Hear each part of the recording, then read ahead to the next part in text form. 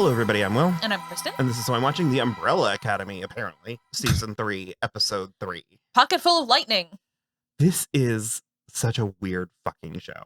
I love it. I'm enjoying it. They present information to you in such a strange way. Yeah. I'm trying to, because I feel like it reminds me of something, but I can't think of what it reminds me of. But I feel like it reminds me of something. I just said this. I can't remember if it was about the first. No, I think it was First Kill. But I was like, it's sort of like it's like Jeopardy, where it's like they give you the answer first and then the question. Okay. And so there's so many plots where I'm like, well, why would you do that?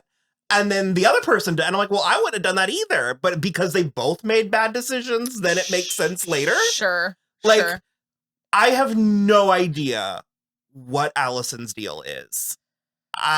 We were warned by Gratian that it wasn't great. So well, and my husband is ahead of us now, so that he can. He barely has tolerance for her, regardless. No, I think he didn't hate her before, but like this whole, I don't know, the whole thing with her daughter. I don't. It's not it for me. Imagine caring about a kid. I don't, but I care about Stan because I was literally about to. Because we've met him and we know him, and the thing, and you know, not for nothing, we have an affection for him because of That's Euphoria. Great. The thing is like we only ever saw Claire in one of Allison's flashbacks to when she was violating her mind. So I have no care at all about this child. Well, also the actress thing always was, it felt like a step too far. Like I was like, so you're like a superhero turned actress turn? I don't know. It felt weird, and it's just so rarely factored into her storyline. But like I said, I had just sort of accepted that we left that in the past. Well, sort of like how like Luther is a different character. I thought we had just sort of grown into, because I liked her better in season 2, and it's like, why is she lying? What is her? Because she didn't have a plan. No. She went in there, overran Victor. Yeah. And then when Victor was like, why'd you do that? She was like, I'm an actress. And there's just a lot. I'm acting. There's also just a lot of like, it's very that energy that you used to say about Pink, where it's like, she's going to shake up a soda can and open it and spray it in your face just for shits. She's coming at everything at an 11 when like we all need to take a breath and take a beat and maybe wait until all of us are sitting down together to talk about it, because 5 is off on his own actually doing something to fix shit and no one else knows what he's doing. No, not a one of them. Not, okay. They're not all on the same page. No. So much so that Luther only just caught up to last episode. Yeah. But you're right, Victor's already in next episode. Yeah. And again, these aren't necessarily complaints, because the show is, if you do chaos well, then I'm fine with it. Well, that's the thing. But it still is funny. I'm still going to comment on the chaos of it. It's entertaining me enough and making me have enough fun that despite them all kind of acting stupid. Making bad choices. Exactly. Because like, Diego, he has discovered the key to parenting, and it is $8 and some freedom, and he thinks that Stan is just fine. I was gonna say, I do love that it is canon that Allison and Victor are no good, because when it was, I think it was Luther Diego, walked in, and he was like, oh no, these two. He was like, it's never bodes well for us when they're these two get all siblingy. Also, Luther is deep in the throes of like love, early infatuation with Sloane. He is making an old school mixtape, on a cassette tapes on a boom box. Like, it's hilarious.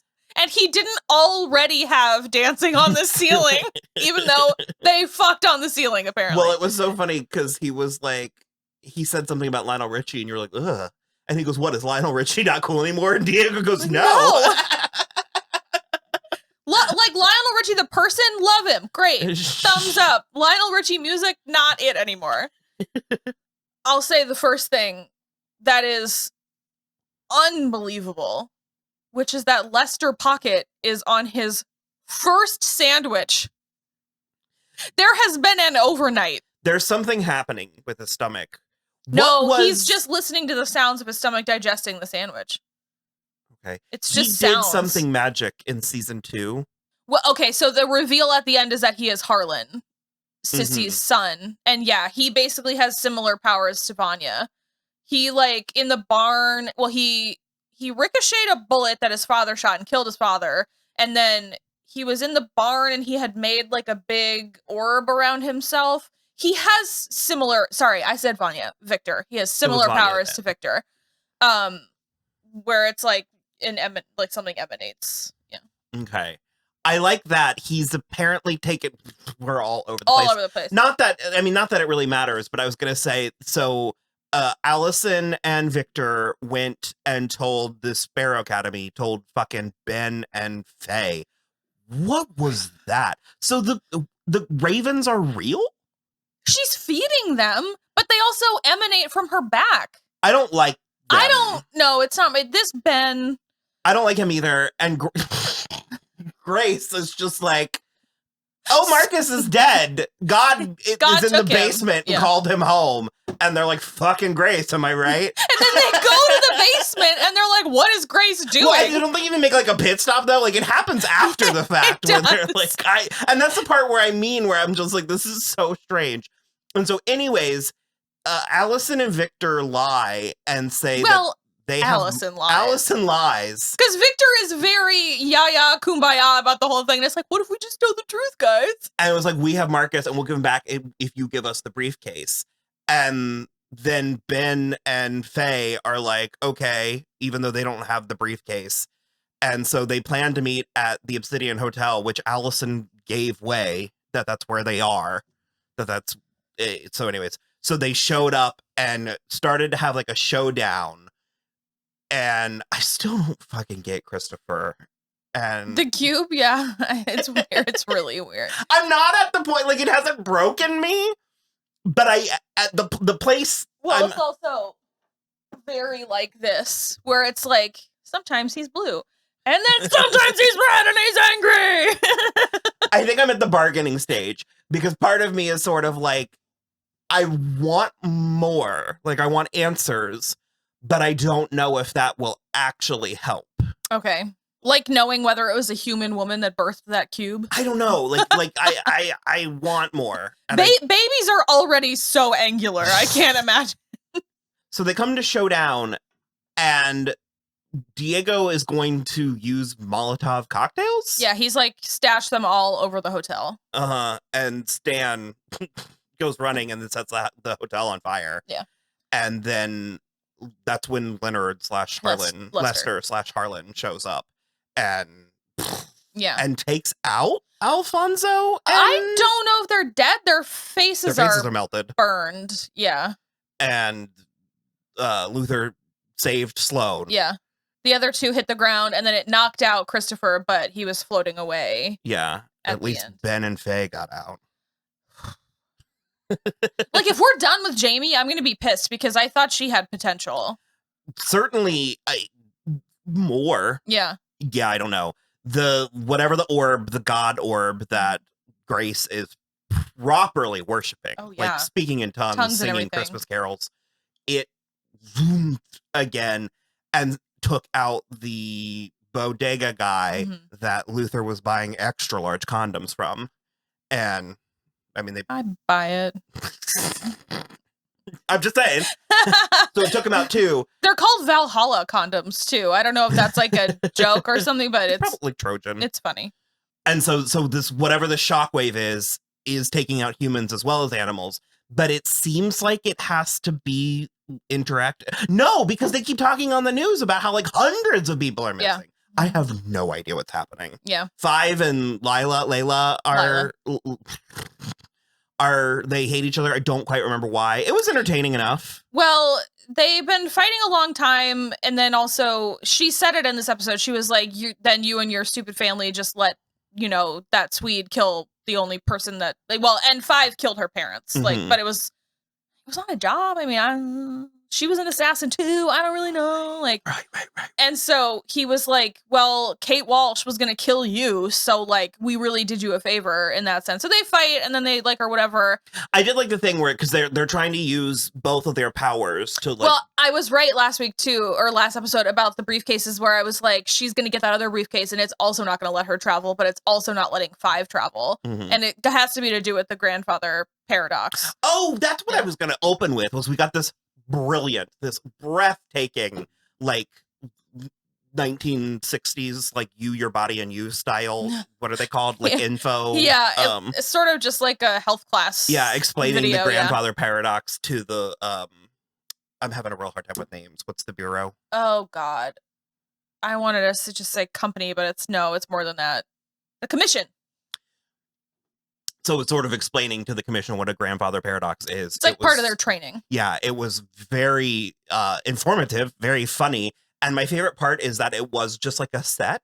Yeah. And at the end, the camera pans out and like all the actors come and like it's those kinds of theatrics and flourishes that I really, really like from this show and my media in general. Yeah. But it explains what we presume is what's happening. The Although theme of the season. The thing for me is that I'm still curious how it's happening because they did not go back in time and kill their mothers.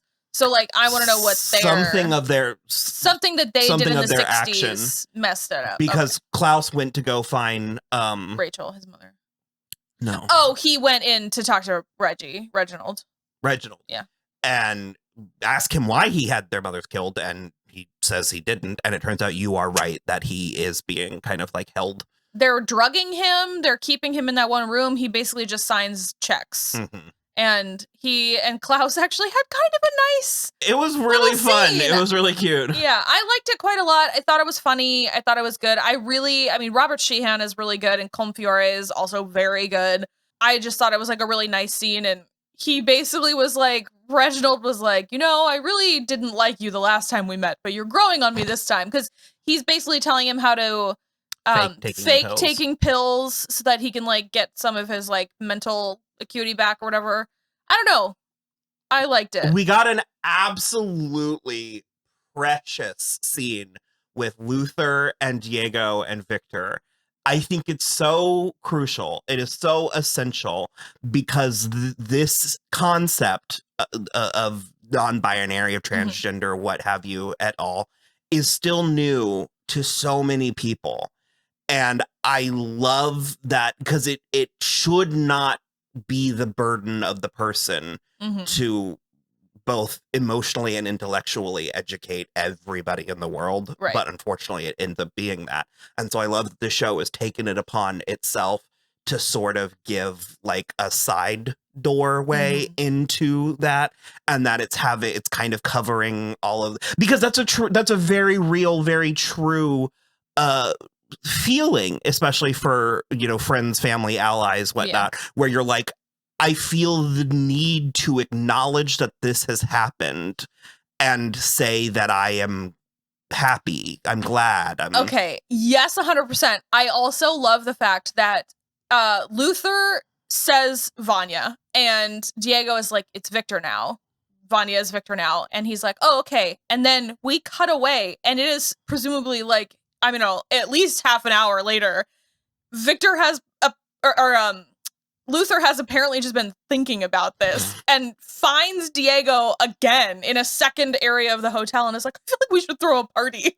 It's the cutest. And then I love how Diego just like cuts the shit about it. He's like, Luther wants to throw you a party to make you feel loved and shit. Do you feel loved and shit? And Victor is just like, yeah, I do. Thanks. It was so cute. But it's true. I mean, the things like this happen, it takes a village. It happens to the community, not just the person that it's happening to. And so I like that we're actually taking time. I like that it wasn't one very special episode or one singular coming out scene, and that because that's more authentic. I mean, it is kind of a process, And like I've mentioned before, we have a friend and he was like, it'll get easier over time. Yeah. Like he literally was like, it's just going to take time. And that was probably one of the best nuggets of wisdom that I got for the entire thing. Oh, for sure. Because you do feel a sense of immediacy. You feel a sense of urgency, and it's well, you want to be perfect right away. Mm-hmm. And I think it's important to acknowledge that no one's going to be perfect right away. We're all trying and we're all learning. Mhm. And I don't know, I liked it. And then Luther was like, I like your haircut. It frames your face. And he kept doing this. It frames your face.